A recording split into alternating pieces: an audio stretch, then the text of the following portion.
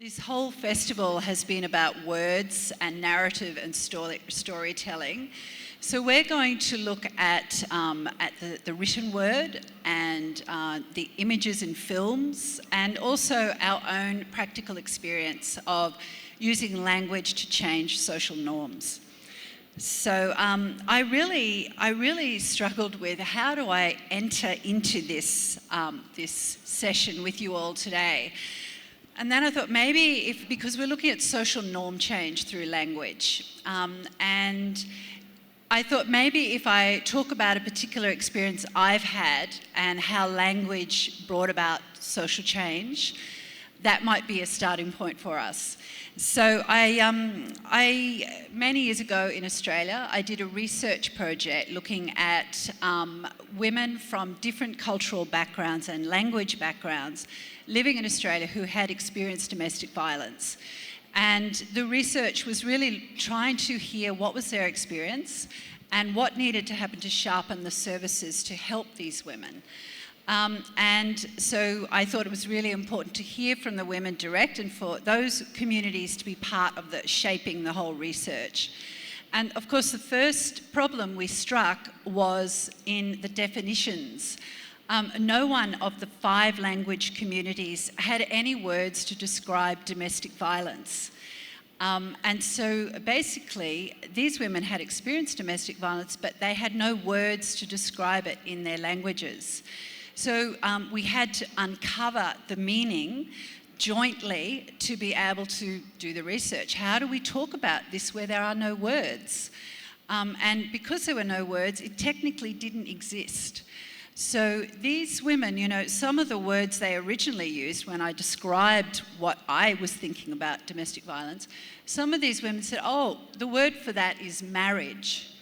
So, yes, so it was very revealing, because it showed that this was a daily lived experience within married women's lives, cross-culturally. So how we did that was we unpacked the words together. What happened to you?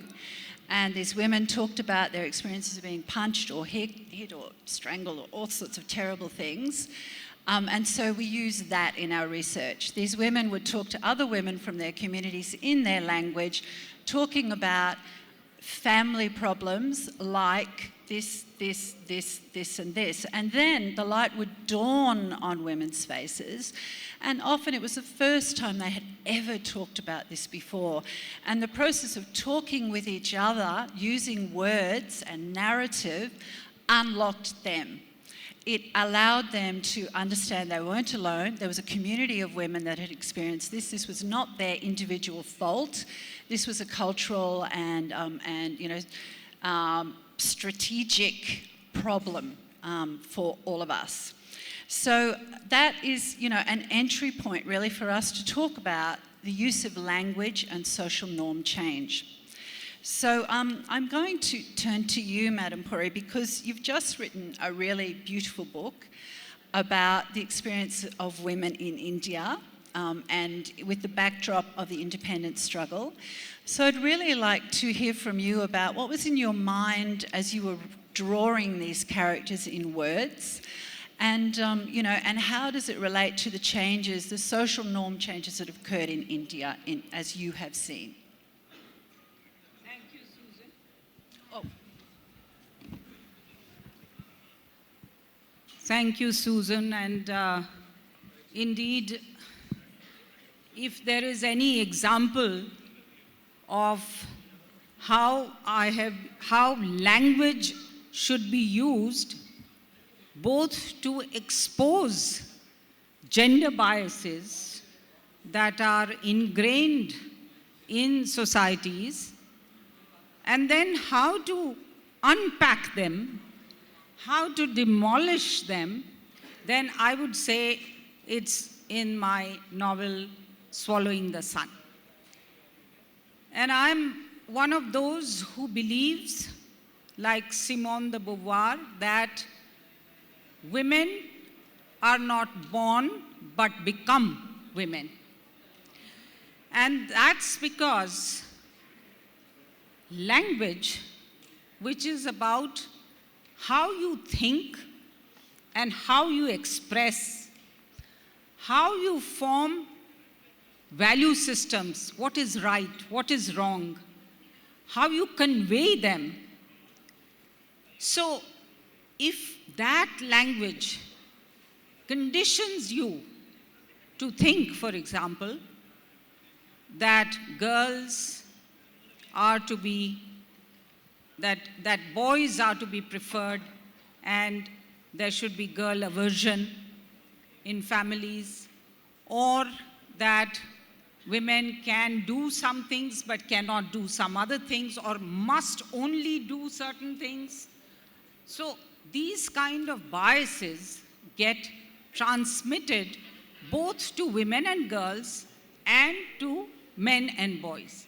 So what I have tried to do is right from the first page and the first scene to show how, for example, the first scene is where Bika, a burly boy in Malti, she's an 11-year-old girl, she and he have a fight over there are two girls in a school full of boys, and they have been assigned a little space in a corner, and they transgress or they move to the boys' area, and then the boy challenges her as to how she had the temerity. And the language he uses is, skirt-wearing girls, how can you come into our areas, and we are the weeds, we are the, the powerful boys, loincloth-wearing boys, how can you ever dare to come to our side? And she gets up and says, so what if I am a girl? I am a Kshatriya warrior and I will fight you. And then the dangal happens. She takes on an unequal fight, but prevails through some ruse that she uses. So language continues to also evolve as the story evolves. And she realizes how this, for example, he says, Bika says to her, if you lose, you'd better get used to being married, because those days child marriages used to happen, and you will have to accept the role of gangubais who work in the kitchen and rear babies and be ruled by us men. So even a little boy, a 13-year-old boy whose voice is cracking, is able to say this. And then she reports that to her father when after the, she's come back a victor. And then, so she reports that to her father, and then the father says to her that, tell them you will be the rulers. So there is constantly this dialogue between the father, an empowering dialogue between the father and the girls about a change of perception of who they are, that they are not unequal, that they are equal to any boy, and that they will get every opportunity.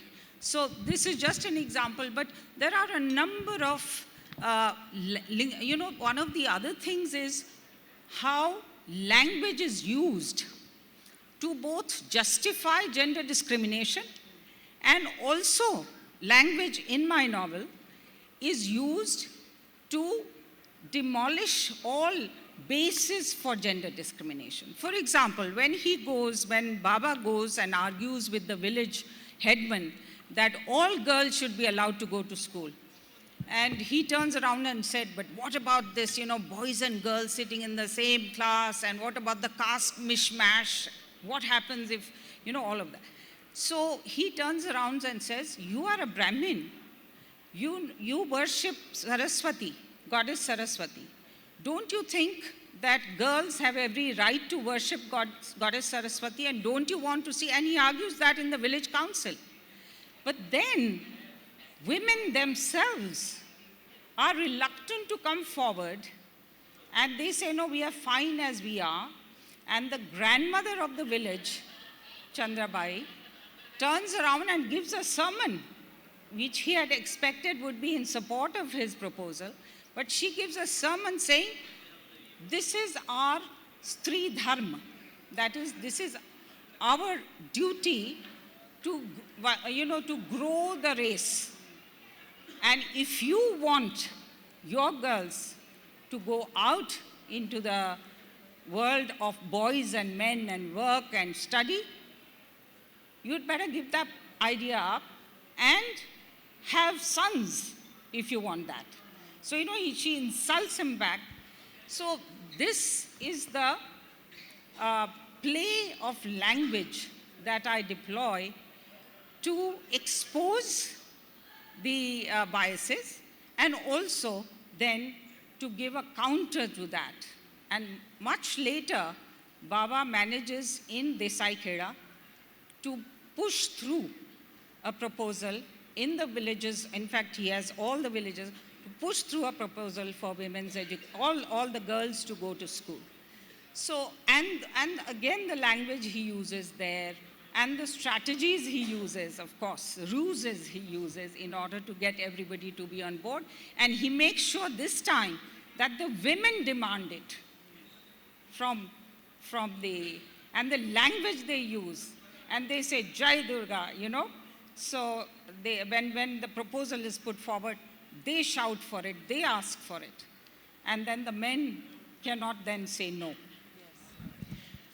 Thank you. And, some of the things you said there about, language evolves and it changes over time. Yes.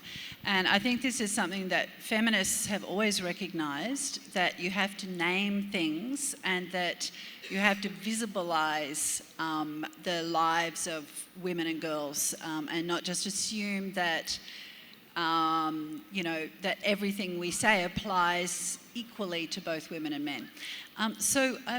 Minakshi, just moving to film and images in movies, which are also so important for narrative and language and social change, I'm just going to show, you work at Disney, and I'm going to show a film that Disney has done, which we will then discuss. I grew up in the 70s and 80s. At that time, the word lesbian was like a swear word. சின்ன வயசுல நான் யாரு அப்படிங்கறத சொல்றதுக்கு நிறைய சிரமப்பட்டிருக்கேன். এটার একটা মূল কারণ হলো যে আমি আমার ভাষায় নিজের সারূপ্য সম্পর্কে কোনো শব্দ কোনো দিন শুনিনি. मेरे परिवार मेरे समाज के पास तो ये शब्द आज भी नहीं है. ശരിയായ ഭാഷയിലൂടെ അല്ലാതെ ആളുകളെ ബോധവൽക്കരിക്കുക എന്നുള്ളത് ബുദ്ധിമുട്ടുള്ള കാര്യമാണ്. LGBTQI, non-binary, transgender nari, hijra, coming out, intersex, gay man, polysexual, transman, gender dysphoria. നമ്മുടെ ഭാഷയിൽ ഇതുപോലത്തെ വാക്കുകൾ ലഭ്യമാണോ? భాష అనేది మార్పు సాధనం. దానితో చాలా మార్పులు వస్తాయి. Language should evolve with the human race. LA.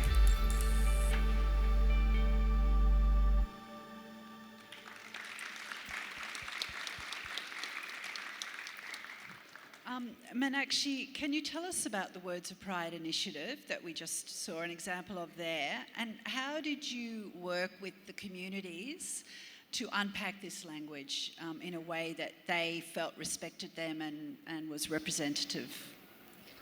Firstly, thank you for inviting me to this panel. It's been such an important conversation, and to be sitting alongside people who've really done such meaningful works, I'm really grateful for the opportunity. And as far as Words of Pride is concerned, it is, derogatory words. Is it clear? Are you able to hear me? Yeah, hold it okay. close. Okay, I'll do that. Derogatory words have been used actually for the longest time when it comes to really addressing the LGBTQI plus community.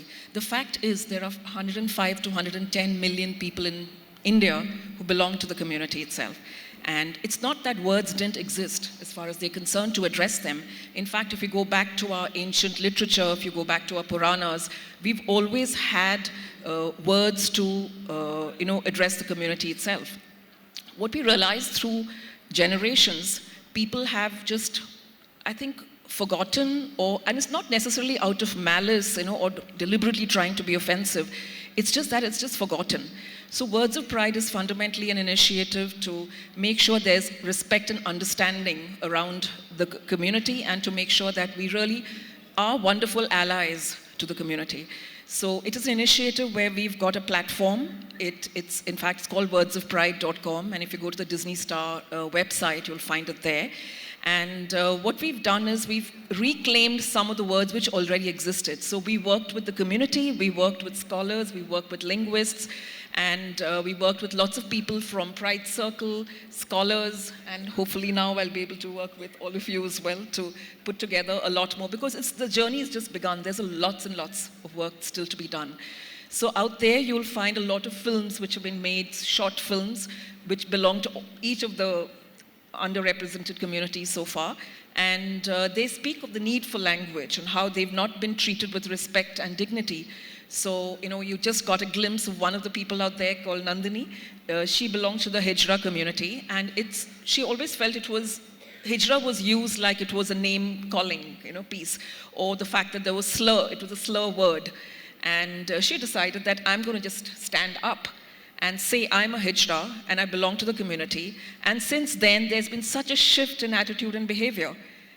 So we're really hoping that Words of Pride will bring about the understanding that what we are seeking. And, it's basically a lexicon of words which are there. And it also explains what each LGBTQIA+ positive stands for, so that people have a real understanding of what they are. And in India, all the languages which we have, there are words which actually exist.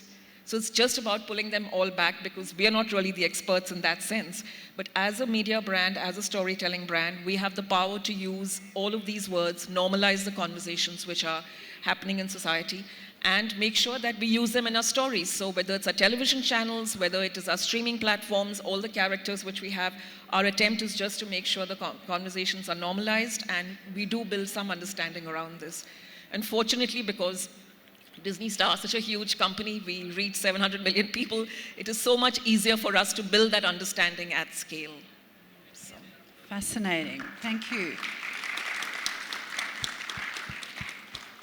And I think, it is this issue of reclaiming words and making it our own.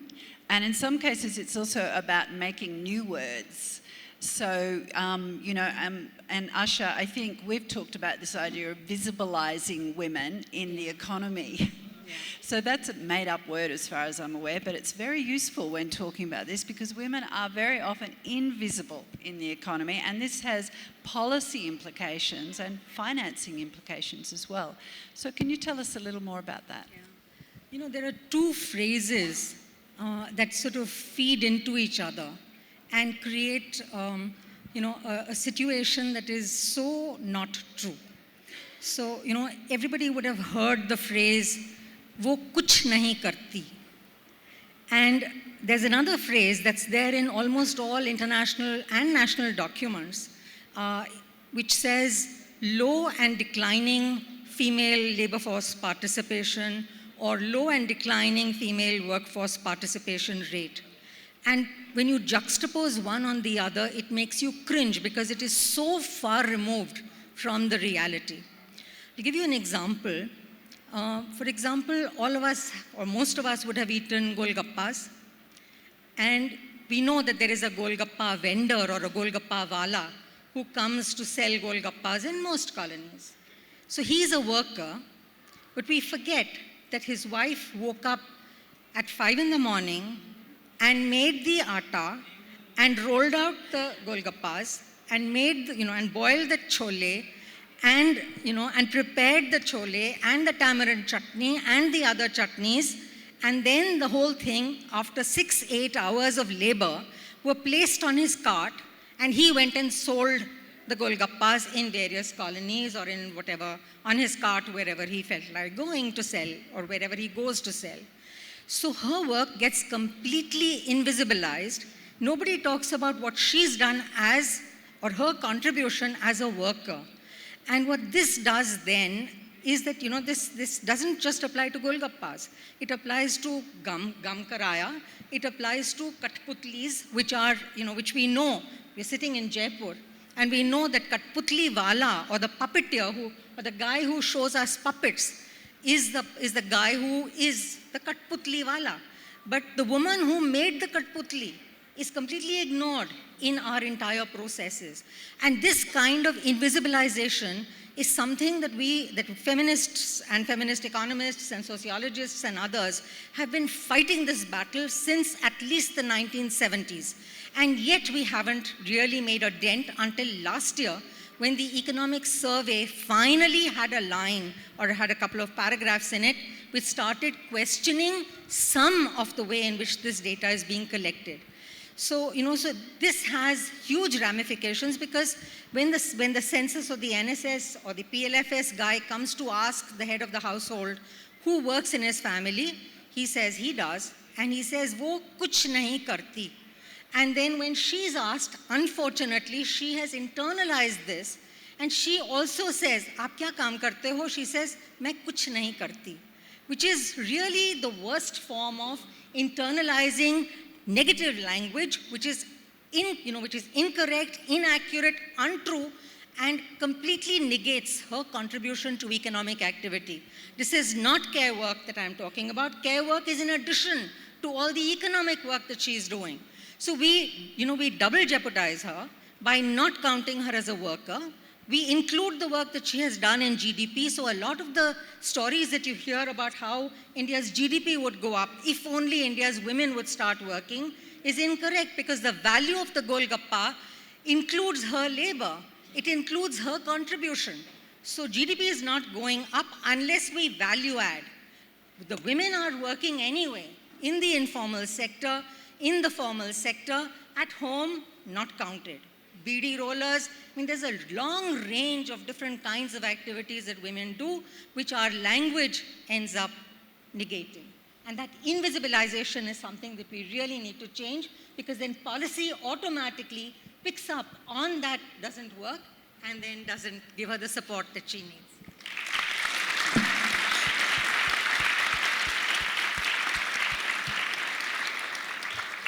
Thank you, Aasha. And so staying in the economic sphere, but moving to the formal sector, Nupur, I know you've done a lot of work in, again, visibilising women in the workspace, and that language also connects to that. How you advertise jobs can send all sorts of messages about who these jobs are for, men or women, for example. Can you tell us more about some of the work you've been doing in that area? Thank you, Susan. Thank you for having me here on this esteemed panel. And my sincere apologies for being late. So, like you said, Susan, my work is in the formal sector, because we also need to think about the women who have entered the workforce. And we really need to focus on access to opportunities for them, access to growth, and access to success, because it's not enough to just get them into the workforce. We need to find a path forward. And when I think about this whole spectrum of hiring, talent management, I sort of think of it in three buckets. The first one is the obvious one. How do you hire? And there is a lot of research on how you draft the job description, whether you're using masculine pronouns, something like his to describe responsibilities, or you're using more masculine traits in saying we need a candidate who's bold and decisive and ambitious, which per research tend to alienate women who may want to apply for jobs. The other bit in hiring is also, what has become quite common today is this active use of the term diversity. So this is a diversity hire for me. I'm looking for a diversity candidate. This is a diversity position. It basically sends a signal that you're subsidizing merit.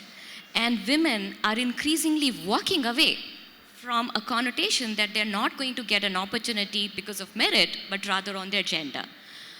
The third aspect here is, once a woman applies, there is a series of biases. Right? If you're applying for a finance job, the guy sitting on the other end of the table would say, a lot of late hours required, this is maths, this is finance, this is analytical. I'm not sure if she can do this. Right? So how do you weed out the unconscious biases that women will have to face even if they make an effort to enter the workforce? So that's one part. The other part is, once they are in the workforce, what are the practices and policies, quote unquote, the HR and the talent management framework. And there, I think the biggest stumbling block that we have today is a very well-intended, good-hearted desire to be good employers. We have maternity benefits. We have flexi work. We have childcare facilities and creches for all our women. Now, when you're creating all of these special benefits for women, again, you risk sending a signal that you're creating an exception for women. It is creating a burden on your business. It is an additional cost. And you also alienate the men in the process because they feel shortchanged. I worked for 12 months a year. My female colleague was on maternity leave for 6 months. Why should she be kept at par with me? Right? So what really organizations need to work towards is this concept of making these benefits available to both the genders. And it's a great idea. Imagine parental leave. You encourage men to step up at home as well, to take equal part in the personal responsibilities, child rearing, and my son is waving at me for saying that. But that is how you also take positive change from the workplace back into the social sphere. The third bit, and this one I feel very strongly about, is I think the workplace was designed hundreds of years ago when there were no women in the workforce. So it was really designed for men, by men. And the workforce has evolved. There are a lot of women in it. I mean, at least 1/5 of the workforce on an average is women across sectors. But you haven't redone the design of the workplace. So when you have to build, say, a lactation room, it is not inbuilt in the original design. You turn a room into a lactation room. I've been through that. We had a washroom turned into a lactation room. Right? It is not part of the design. It is an exception. You're not prepared for it. So again, it creates some sort of a burden. And then how it starts to translate into the language in the workplace. Let us create this benefit for women. Let us make this facility for women. And again, you send out a signal that it is an exception, it is a burden, it is a drag on your bottom line, so as to speak. And then the biggest problem for me today is this thing about leadership. Now, because the workforce has been predominantly men, so far successful business leaders have been men, right? I mean, if the workforce is all men, obviously the successful CEOs are all men. So we've got all of these studies about what are the traits of successful business leaders. And then those studies translate into management books. You've got a bunch of books which talk about how successful leaders behave. What are their characteristics? What are their habits? So they're ambitious, they're bold, they're decisive, and they lead and this and that. And it's all masculine. And then you have a bunch of young women and men and all of the recruiters and the managers reading all of this and absorbing this. So you have a lot of women either thinking, I can't do this because you know what, I'm not like this. I don't have these traits, so I probably cannot be successful. Or you have women who try to inculcate those traits, which is a double-edged sword because then they're labeled as being inauthentic. And then you have the recruiters who are all looking for a set of traits in the candidate they want to hire and in the people they want to put up in the leadership pipeline. So when they're forming career trajectories and they're saying, this is our set of the most talented people, they have actually done that assessment based on a set of books that they have read and a set of research that they have read. It is all language. It is all communication that has reached them, but that communication has been so deeply rooted in, say, a sample or a population that has historically been male-dominated. And that perpetuates all the stereotypes and it creates this cycle, that unending cycle. You know what I'm saying? Yeah, so the language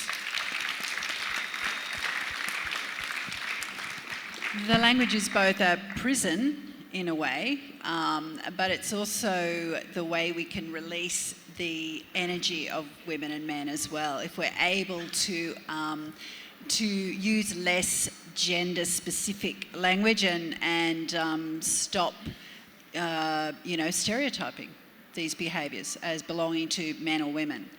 And actually, I've also seen some research in the private sector that shows that a lot of the more stereotypical feminine things, which are around flexibility and cooperation and innovation, are actually the things that will make a business succeed and grow, not the be brave and bold and, So yes. So we have 12 minutes left.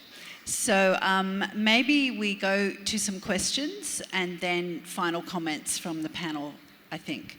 But Madam Puri, did you want to say something? Were you... No. I thought that we had a little more time, but that's fine. Yes, okay. So any questions? Yes, and also can you just, the question please, so get straight to it. So down, okay. Yeah, and then we'll come back to Good evening to everyone. Thank you for this wonderful session. My question is that as a society who, when it comes to working on these things, we keep dangling between justice and equality. But on individual level, it creates so much conflicts when we look around us. And not in the way of mansplaining, I just want to know this as a brother, as a son, as a friend who want to understand things which he cannot see or relate to. So how do we manage that conflict? How do we address those things? So we'll hear a few questions first, maybe 3 questions, and then go to the panel. Okay. This lady down here in the yellow. So my question is regarding the invisibility of women, that they are always there working, they are always behind and in the background working for their family, for their spouses all the time and without giving any credit. So do you think, as you all are feminists and people working and writing on these issues, do you think that it has a social and cultural conditioning? Because a certain set of virtues are for women. For example, they have to be very, you can say, ambitionless. They are always ready to sacrifice their ambition for their family and kids. So a certain set of virtues always for women, and it's okay for men to be over ambitious, always running after their careers and to build the family and everything. So is it our social and cultural conditioning that our daughters are being brought up in a different way? And that is why they are always juggling between that guilt that I'm a mother, but I'm a career woman, and am I giving sufficient time to my kids? Am I being too ambitious? Is it okay to feel like that? So can we, find a certain way to answer these kind of queries? Sure, thank you. One more question. Thank you. So what ma'am told just resonated with me, because I just started working last year. So I really understood the logic that we are put under, even in the corporate world, we're really put under this label of that, the books that you spoke about and how we need to be in a certain way. So I really wanted to ask you that, how can we be more, let's say, a corporate feminist, and how can we be more authentically us in the corporate space? Or is the corporate space just not for us? Or does it have to be really different for us women to be our authentic selves? Thank you. Who would like to have a go? Yes.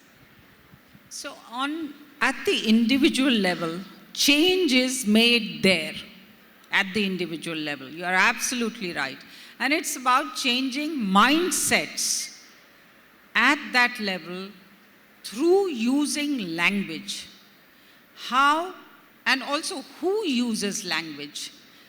The language that men use, the language that women and girls use. And what positions of power are these girls and women when they use that language? What is the kind of role modeling that is being done? All these are factors that will really change the mindset with which then you make a step change completely away from the old way of thinking with gender bias, as you said, with some kind of inferiority, or occupational walls, or the girls can do this or girls can't do this, girls are less valued than boys, all of that. So it's about mindset change and using every media, because even within families, within communities, you are affected by media of various kinds. What is the messaging coming from there? And that's why, platforms, OTT, corporate sector, you raised this very important issue about not recognizing, and then I come to the other question which the young lady asked just now. That is why in the United Nations, we have in the Sustainable Development Goal 5, a specific target which calls for valuing, recognizing and valuing the unpaid care work and domestic work of women, and provisioning it, sharing it, burden sharing it with men and family members. It's not only men. Sometimes it's a question of, not only the husband, but it's also about the sons in the family. Burden sharing and also social provisioning, public provisioning of that care work, so that those kind of conflicts that you mentioned when working women have this guilt about whether they are spending enough time, are they taking care of their children, or they are dropping out, the leaking pipeline that you mentioned, Nupur. So all of these elements then come into play, and we do have to recognize also the kind of work, visibilize the kind of work that women do behind the scenes, and include that in the data. In fact, we are very much also asking, I know UN Women is doing work, there is the Care Alliance, and we are very much into accounting the work of women in GDP as well, and counting them. But there is also this issue of formal and informal sector, and whether that is called participation in the labor force. So certainly, and I again say that it is each boy, each man, each girl, and each woman at a time that must make the change in mindset against gender bias and for gender equality. Thank you. You're Yes, so right and about the yes, fact Minakshi. No, I was just going to double click on what she said about the fact that it is social conditioning, I think, to answer your question, which is the fact that how we've been brought up. Are there role models within our family, in society, whom you can actually emulate? And a lot of the work which women do are very not recognized at all, absolutely. Yes, and Nupur, would you like to comment on Yes. that? So, just continuing on that, I firmly believe that each one of us has the power to create a change in our own ecosystems. Right? We all keep waiting. Somebody will come and change things. The government will do something. Somebody is going to do something. It's not going to happen like that. So, as a son, how do you make sure your mother gets whatever she fairly deserves? As a brother, how do you look after your sister's rights? As a husband, as a father, right? As a mother, as a sister. So as an individual, we all have the power to influence our own immediate ecosystems. And as long as we are able to do that, we at least have the satisfaction of knowing we changed a few lives. We all can't claim to try and change the world, but we can try and impact positively at least one life. And if you positively impact even one life, I think you've done well, right? And that, I think, starts to translate into this conditioning. These are stereotypes, right? And a bit about how men should behave. It's a bit like what I referred to. There are studies of successful people who, obviously for historical reasons, have been men. And therefore, success is correlated with a set of attributes. And I'm sure in a couple of decades, we'll have more studies, and Susan referred to some studies that have already started, that will bring together another set of attributes that makes for success, which will be more attributable to women. So I think it's about persistence, it's about resilience. Things are changing, it's gonna take time, but there's something amazing about being the woman who paves the way forward. So if you are new to the workforce, don't walk away. Just Pave your way forward, because you're in there because you deserve that job. Nobody will hire you for your gender, whatever they might say, because they are going to pay you a salary. They are going to expect you to deliver. So hold that with confidence and pave your way forward. And you know what? Maybe you will drive change for all the women who are hired after you. So resilience and just, having the faith in yourself is so important. Yes, and also, we are all bold and we're all brave and we're all ambitious, so all of those words also apply to us, and that's a good thing. So we have 2.5 minutes left, so maybe the gentleman in the black shirt there. Thank you. My question is, that's true to a large extent that we are socially conditioned and culturally conditioned. And that, to my understanding, comes from the stories which have been bought into most, and that is religion. And we don't see that, because when we see into religion and those stories, and I don't see most times religion being taken head on. Because in religion, women are being asked to prove their chastity.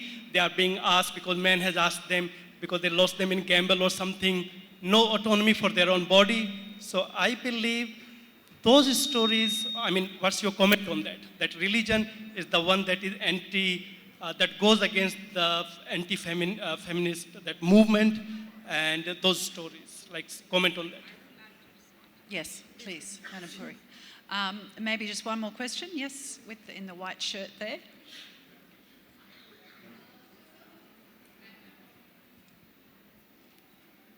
I kind of want to ask this question to Minakshi, because she talked about how there's so much that already exists. Hold in the language. microphone close. Yeah. So, I was thinking about what Aasha ji said and how we tend to normalize things which, for example, I heard a podcast and where they were talking about how every time a woman in India, she is about to be married, she would come and tell her friends कि मेरी शादी हो रही है, मैं शादी कर रही हूँ कभी नहीं बोलते. So how, we lack agency, our language lacks agency. We just don't, that's how we used to talk about it, right? So just like the words that exist and can be brought about in the normal, sense to make things better for, let's say, LGBTQ or feminists, or for females, do we think that there are also words that we should stop using the language? And do we think that can media as a space could be used to bring all those things into the normal, space, and can we talk about it? And especially in India, we have so many languages. So I'm sure we have words that, that we just don't even realize that they are against our own agency. So, Thank you. So, Minakshi, would you like to answer that, and then we'll go to the other one? So, language is definitely not static, okay? It's a verb, it's constantly evolving.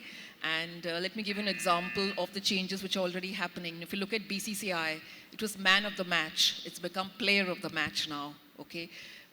The number of man hours you're working, that should change. So there are many, many words and lots of changes which are already happening. The fact that we're all sitting together right now and talking about this itself is a signal that things are changing. So words will change, language will evolve. There's lots of things to be done still, and the journey's just begun, I would say. There's some words which you can reclaim, and like one of you said that, yes, words will keep, you have to keep adding new words to the entire lexicon of what we use. Yes, I remember non-sexist language coming in, and that was kind of radical. And now we have non-binary language that is really becoming a big force. So, language changes. So I want to respond to this very interesting question on whether religion is anti-feminist. When I was at UN Women, you are still there, we had a major movement around multi-faith, interfaith support for gender equality and women's empowerment.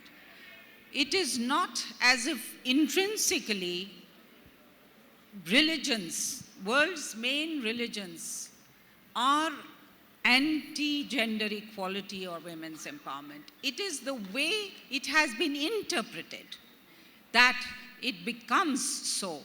And it is the patriarchy in different societies that are dominated by these religions, whether it is Christianity, Islam, Hinduism, any language, even Judaism.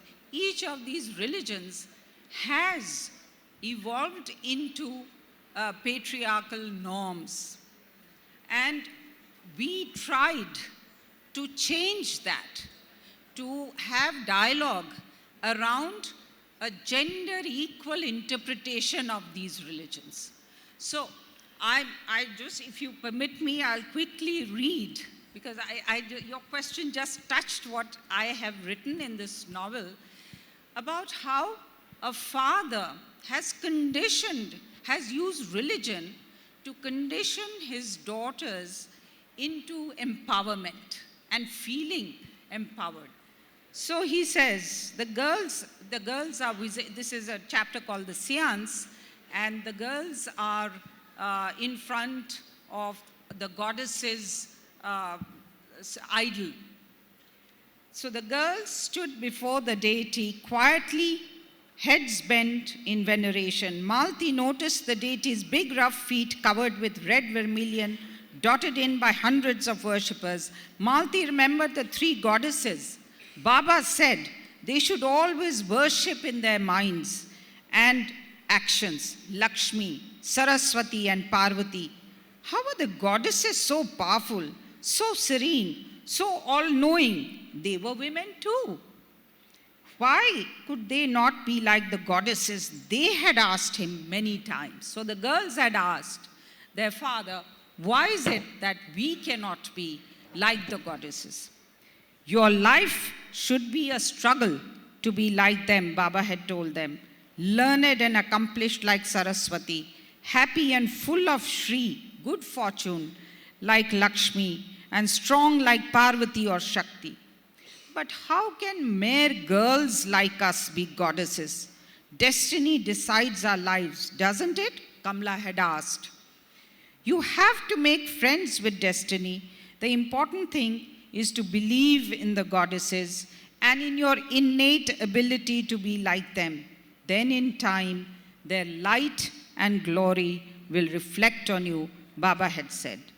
But others, especially boys and men, could pull us down, Kamla had persisted.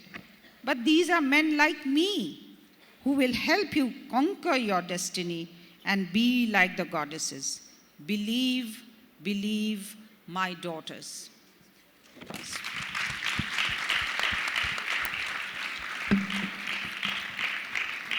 Thank you very much. Thank you very much, panelists. It's been wonderful being here with you. Thank you.